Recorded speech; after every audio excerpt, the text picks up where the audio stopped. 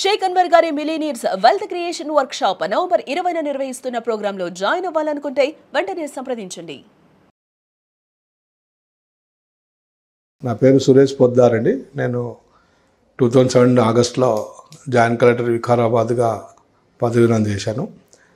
అయితే ఇప్పుడు మాట్లాడుకునే అంశము భూమి రిజిస్ట్రేషన్ సంబంధించి.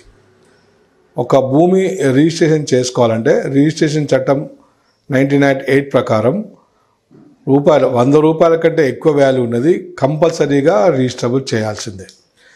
దీనిలో 2 రకాల రిజిస్ట్రేషన్ ఉన్నాయి. కంపల్సరీ రిజిస్ట్రేషన్ ఒకటి, అవసరం లేదు కూడా, కొన్ని ఆప్షన్లు ఉన్నాయి.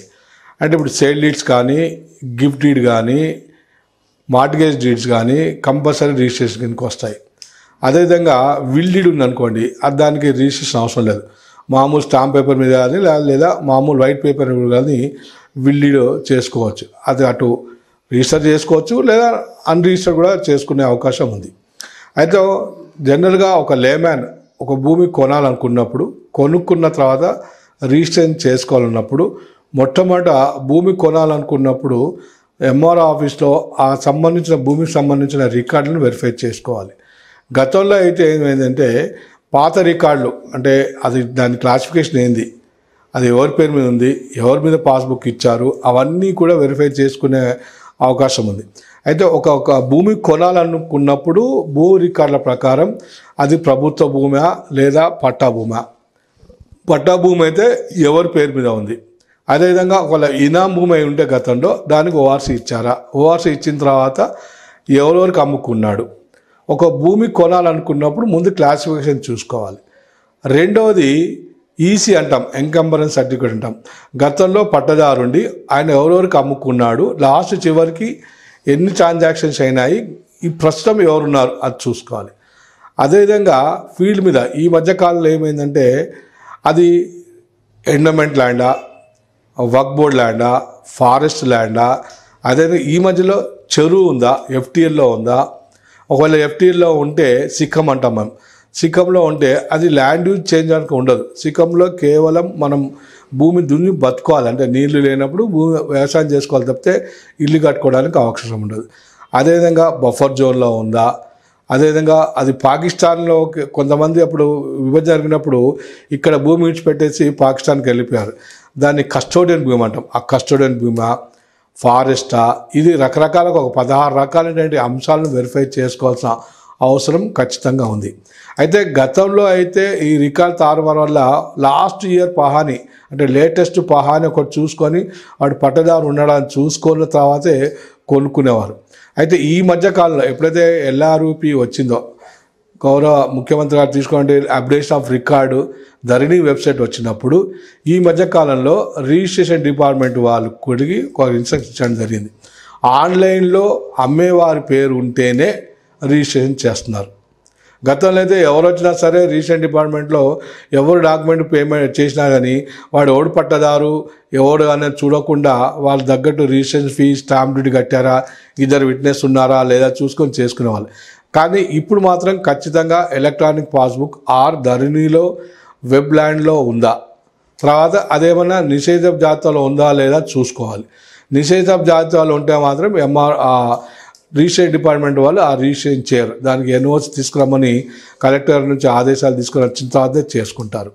అయితే ఈ మధ్యకాలంలో రిజిస్ట్రేషన్ డిపార్ట్మెంట్ కూడా ఖచ్చితంగా సర్క్యులర్ ఇన్స్ట్రక్షన్ ఇవ్వడం జరిగింది. సేల్ డీడ్స్ కానీ లేదా మార్ట్గేజ్ డీడ్ కానీ 4 రకాలైనటువంటి డీడ్ చేయాలంటే అమ్మేవారి పేరు ఖచ్చితంగా వెబ్ ల్యాండ్ పహానీలో, అంటే కంప్యూటర్ పహానీలో ఉండాలి. ఉంటేనే ఆ రిజిస్ట్రేషన్కు వాళ్ళు అంగీకరిస్తున్నారు.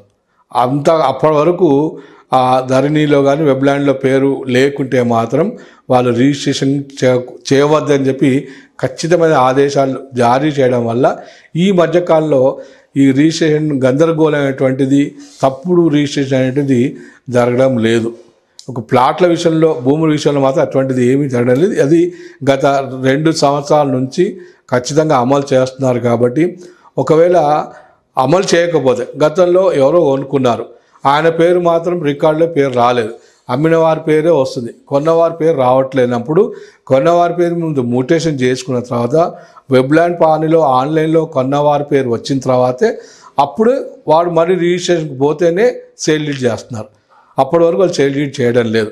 అదేవిధంగా ధరణి వెబ్సైట్, ధరణి పాస్బుక్, ఈ ఎలక్ట్రానిక్ పాస్బుక్ కూడా అది ప్రూఫ్గా తీసుకొని అది చూసుకున్న తర్వాతనే రిజిస్ట్రేషన్ చేయడం జరుగుతుంది.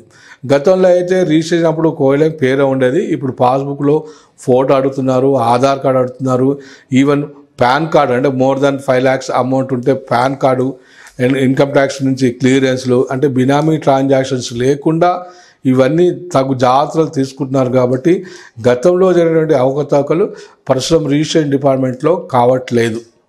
అది ఖచ్చితంగా ఆదేశాలు ఇచ్చారు కాబట్టి ఈ మధ్యకాలంలో.